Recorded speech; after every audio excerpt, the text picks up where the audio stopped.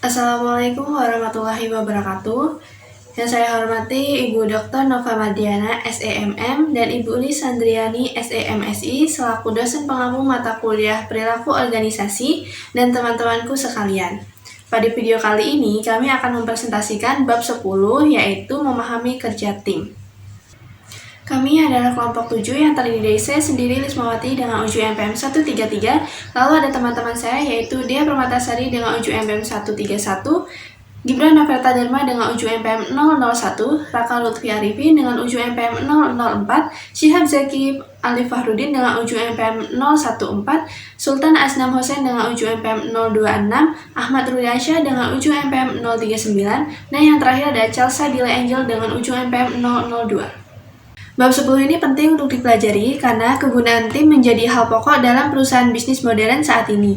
Oleh karena itu, setelah mempelajari bab ini, diharapkan kita semua dapat menganalisis pertumbuhan popularitas tim dalam organisasi, membandingkan kelompok dengan tim, membandingkan 5 tipe tim, mengidentifikasi karakteristik dari tim yang efektif, memperlihatkan bagaimana organisasi dapat menciptakan para pemain tim, dan memutuskan kapan menggunakan para individual dan bukannya tim. Baiklah, langsung saja kita mulai dengan pembahasan yang pertama. Selanjutnya yaitu ada perbedaan antara kelompok dan tim. Kelompok kerja atau work group adalah suatu kelompok yang berinteraksi terutama untuk berbagi informasi dan mengambil keputusan untuk membantu setiap anggota kelompok yang bekerja di dalam area tanggung jawabnya. Lalu ada kerja tim atau work team, adalah suatu kelompok yang memiliki upaya individu yang menghasilkan kinerja yang lebih besar daripada jumlah input individunya. Oke, selanjutnya ada tipe tim. Tim dapat membuat produk, memberikan jasa, menegosiasikan kesepakatan, mengkoordinasikan proyek, menawarkan saran, dan mengambil keputusan. Tim dalam sebuah organisasi memiliki 4 tipe umum, yaitu tim pemecah masalah, tim kerja yang dikelola sendiri, tim fungsional silang, dan tim virtual. Untuk penjelasannya, pertama, tim pemecah masalah. Kelompok yang terdiri atas 5 hingga 12 karyawan dari departemen yang sama yang bertemu selama beberapa jam setiap minggu untuk membahas cara-cara untuk meningkatkan kualitas, efisiensi, dan lingkungan kerja. Dibentuk untuk mengatasi masalah spesifik atau proyek sementara. Setelah masalah teratasi, tim biasanya dibubarkan.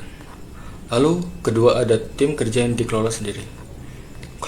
Kelompok-kelompok yang terdiri atas 10 hingga 15 orang yang memerlukan tanggung jawab dari supervisor mereka sebelumnya. Tim memiliki wewenang penuh dalam mengambil keputusan, perencanaan, dan pelaksanaan tugas. Mereka bertanggung jawab atas hasil kerja mereka. Lalu, ketiga ada tim fungsional silang. Para karyawan dari level hierarki yang kira-kira sama, tetapi dari area kerja yang berbeda, yang datang bersama-sama untuk menyelesaikan suatu tugas. Seperti contoh, anggota tim berasal dari berbagai fungsi dalam organisasi, seperti pemasaran, produksi, dan keuangan. Mereka bekerja sama untuk menyelesaikan proyek yang membutuhkan beragam perspektif dan beragam pikiran. Lalu, keempat ada tim virtual. Tim yang menggunakan teknologi komputer untuk berkomunikasi bersama-sama secara daring yang para anggotanya tersebar agar mencapai tujuan umum atau tujuan bersama. Komunikasi dan kolaborasi dilakukan melalui teknologi seperti video conference, email, Zoom, dan platform kolaborasi online lainnya. Selanjutnya, menciptakan tim-tim yang efektif. Dalam konteks apa faktor-faktor yang dapat menentukan apakah tim dapat berhasil atau tidak? Terdapat 4 faktor kontekstual yang secara signifikan sangat terkait dengan kinerja tim, yaitu yang pertama ada sumber daya yang memadai. Jadi, tim-tim merupakan bagian dari sistem organisasi yang lebih luas. Setiap tim kerja bergantung pada sumber daya dari luar kelompok untuk mempertahankannya. Kelangkaan sumber daya secara langsung dapat menurunkan kemampuan tim untuk melaksanakan pekerjaan secara efektif dan mencapai tujuan. Lalu yang kedua ada kepemimpinan dan struktur. Kepemimpinan itu penting, terutama di dalam sistem multi-tim. Di sini, para pemimpin perlu untuk memberdayakan tim dengan mendelegasikan tanggung jawab kepada anggota tim dan mereka memainkan peranan sebagai fasilitator, memastikan bahwa tim bekerja secara bersama-sama dan bukannya menentang satu dengan yang lainnya. Lalu yang ketiga ada iklim kepercayaan. Jadi, para anggota tim yang efektif itu harus saling mempercayai satu sama lainnya. Lalu yang terakhir, yang keempat, ada evaluasi kinerja dan sistem pemberian imbalan. Selain mengevaluasi dan memberikan imbalan kepada para karyawan atas kontribusi individual mereka, maka manajemen harus memodifikasi evaluasi tradisional yang berorientasi secara individual dan sistem pemberian imbalan. Ini untuk mencerminkan kinerja tim dan memberikan imbalan kepada seluruh kelompok atas hasil yang positif. Kemudian ada komposisi tim. Kategori komposisi tim meliputi variabel-variabel yang terkait dengan bagaimana seharusnya tim menempatkan para stafnya. Yang pertama yaitu kemampuan dari para anggota. Bagian dari kinerja tim bergantung pada tingkat pengetahuan, keterampilan, dan kemampuan dari masing-masing anggotanya. Lalu yang kedua ada kepribadian para anggota. Secara spesifik, tim yang memiliki tingkat ketelitian dan keterbukaan terhadap pengalaman lebih tinggi dari level rata-rata. Ini cenderung mengerjakan tugas dengan lebih baik. Hal inilah yang menunjukkan bahwa kepribadian secara signifikan mempengaruhi perilaku karyawan secara individual. Lalu yang ketiga ada alokasi aturan. Jadi sebuah tim ini memiliki kebutuhan yang berbeda-beda dan para anggota yang terpilih memastikan seluruh peranan yang bervariasi ini telah dipenuhi.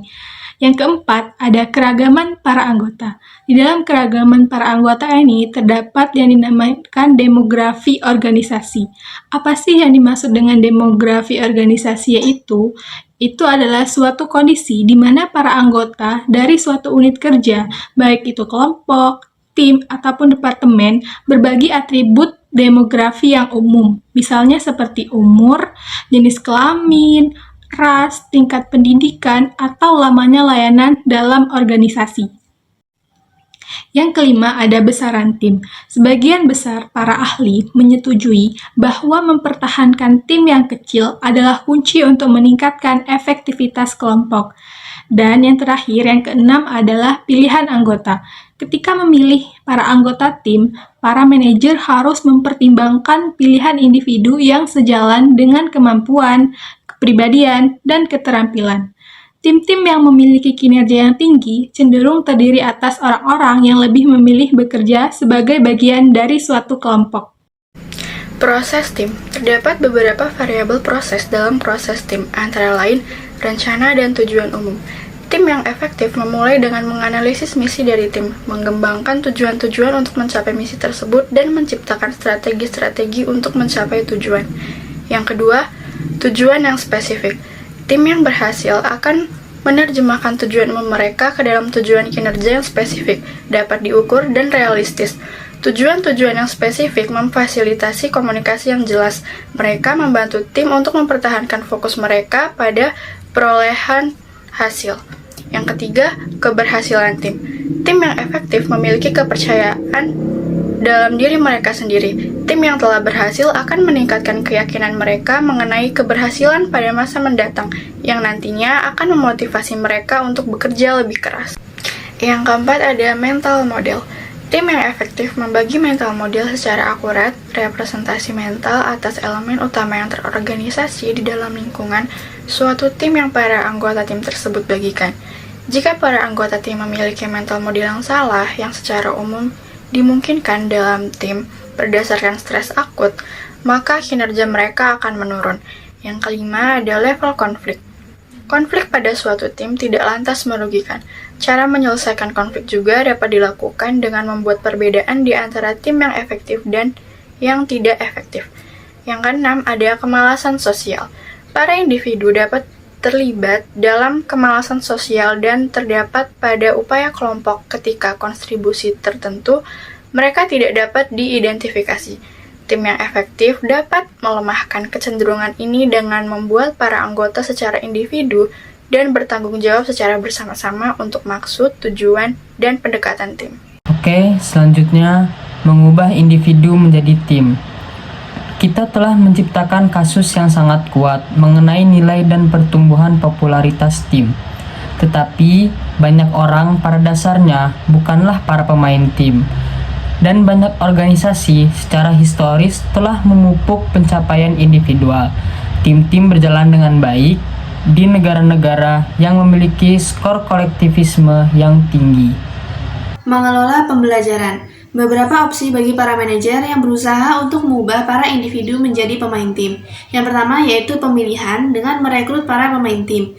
Ketika merekrut anggota tim, pastikan bahwa kandidat yang dipilih dapat memenuhi peranan tim sehingga sejalan dengan persyaratan teknis. Yang kedua yaitu pelatihan, dengan menciptakan para pemain tim. Mengembangkan tim yang efektif tidak bisa dilakukan dalam waktu yang singkat, melainkan memerlukan waktu yang lama. Pelatihan ini dapat dilakukan dengan seminar yang dapat meningkatkan keterampilan komunikasi, pemecahan masalah, dan manajemen konflik. Yang ketiga yaitu pemberian imbalan, dengan menyediakan insentif agar menjadi seorang tim yang baik. Hal ini dapat dilakukan dengan memberi promosi, bonus, kenaikan gaji, atau penghargaan lainnya kepada individu yang telah bekerja secara efektif.